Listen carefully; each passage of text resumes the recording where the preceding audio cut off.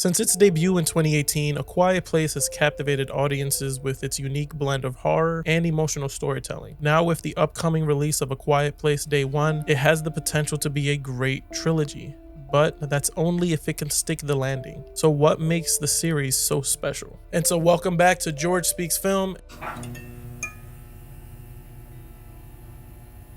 Today we're going to be dissecting A Quiet Place 1 and A Quiet Place 2 and talk about my expectations for A Quiet Place 3 and what I think it needs to do right in order for it to wrap it all up and finish it all off, becoming a great trilogy. So let's start off with the original, A Quiet Place, which came out in 2018 and was directed by John Krasinski. Yep, that's right, the guy from The Office made a horror movie. Don't know what it is about comedians coming out and doing horror movies, but if they're doing it like this, I'm all about it. The film introduced us to a world where making a sound means instant death. It was a fresh take on the horror genre, relying heavily on the atmosphere and tension rather than cheap scares. The film's strength lies in its simplicity and powerful performance, particularly from Emily Blunt and the young actors. The use of silence not only heightens the horror, but also deepens the emotional connection between the characters and the audience. And the intro to this movie alone is enough to keep you in your seats on the edge. The dramatic death early on in the movie, we don't often see a kid get killed in the movie the way that we saw in this one. It was just a shock, and honestly it was a great way to prepare us for the movie and just let us know what kind of an emotionally driven story this was going to be. And for the people who pay attention to small details, A Quiet Place 1 is for you. Paying attention to the fact that they're walking on sand in order to limit the amount of noise that they make. They walk barefoot for the same reason. There's the scene in the house where they paint outlines on the ground to where you can step without it creaking, going down the steps where you should position your feet. Small details like this honestly makes a movie for me. It shows the care that the director has. John Krasinski obviously had an idea in his head that I think very much came to life in this movie. Honestly, even the intro in A Quiet Place 2, which I think heightened or just elevated it from the first one, showcasing,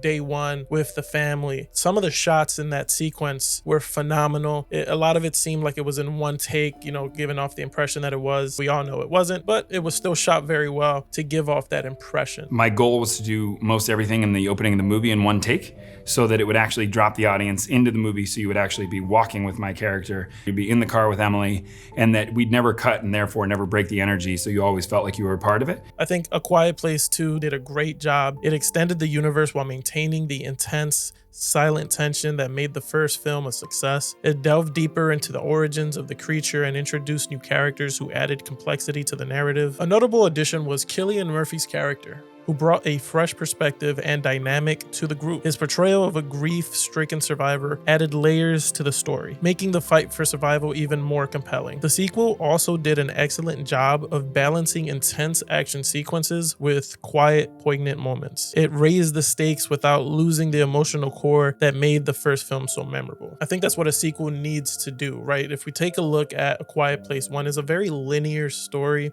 straightforward, nothing real complex about it. Like I stated earlier, it was a very emotionally driven story following this family, seeing what it took to survive. We saw it transfer over to the second one, and a sequel, in order for it to be successful, in my opinion, needs to expand on the universe, which A Quiet Place 2 very much did. It just let us see the world as a whole rather than the first one that just kept it tight, kept us over here, gave us what we needed, but it laid the groundwork in order to expand on that world. Another standout of A Quiet Place is the creature design. The terrifying aliens are both unique and horrifying, adding a tangible threat to the silent world the characters inhabit. The blend of practical effects and CGI has been masterfully executed, making the creatures believable and menacing. A creature that size wouldn't normally be able to move really quickly. But what we found worked really well was when they're hunting, they move really slow, but all of a sudden when they're in attack mode, they move lightning fast, and that made it scarier.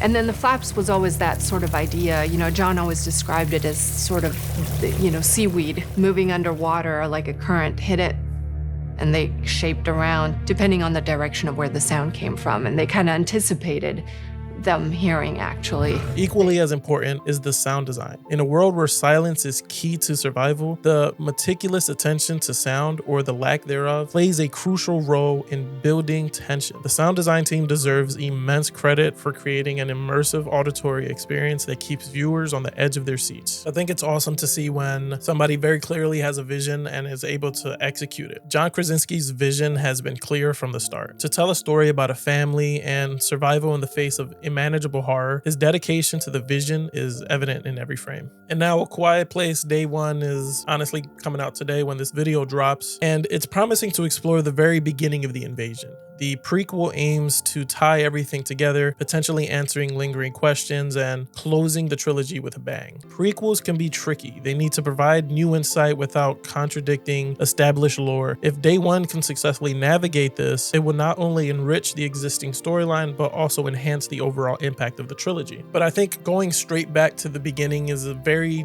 bold move for John Krasinski. He spent 2 movies, like I said, building a relationship with a family. We've seen the turmoil that they've gone through. We've seen them lose their father, their husband, and what they had to do in order to move past that and survive. And then now you're going to take us all the way back. You're going to introduce new characters in a new setting and just show us what happened in a completely different environment on Day 1. Well, I think it'll be very cool to see. It's just, I don't know how you want us to invest into these characters. I'm not going to really care who lives and who dies because I don't know anything about them. Now, there is a character that was introduced in the second one that is going to be in this one here. So I believe that's going to be the only real connection between the existing movies and this prequel coming out, is the man that we met on the island during the sequel. And something I expect to see as well is in the sequel, he laid out a very detailed story as to what happened in the city. And I'm expecting to see that exact story play out in the prequel, frame for frame, word for word.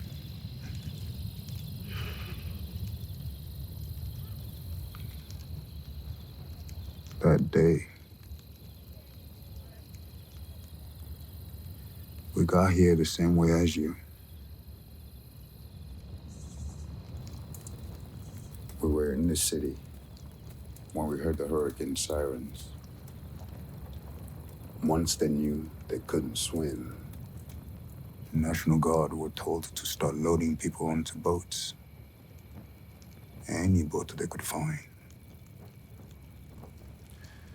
So as soon as people saw the first one get out safe, well, everyone just started pushing forward. And that's when they started screaming. They had 12 boats lined up on the dock that day. Only 2 got out.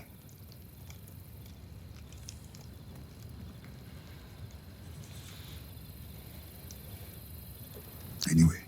And the way that John Krasinski has established his world, I don't think it's unreasonable for us to think that that's not going to be showcased in the movie. He laid the breadcrumbs for it. So honestly, that's one thing that I'll be looking for the entire movie. Be like, oh, look, that's what he was talking about in the second part. And so I'm super excited to see the new edition. If he's able to wrap it all up, I have high hopes for John Krasinski. He did phenomenal jobs, like I said, in the first and the second one. I think he's just fighting uphill to do so. So comment down below. Let me know what you think. Do you think he's going to be able to do the job? You think it's going to finish off making it one of the greatest trilogies? Or do you think the opposite? Do you think it has no potential being a great trilogy? Do you hate the movies in general? What we do here is we talk film. So I'm eager to hear what you guys have to say. So I'm not going to keep you around any longer. You got things to do, movies to watch. Catch you in the next one.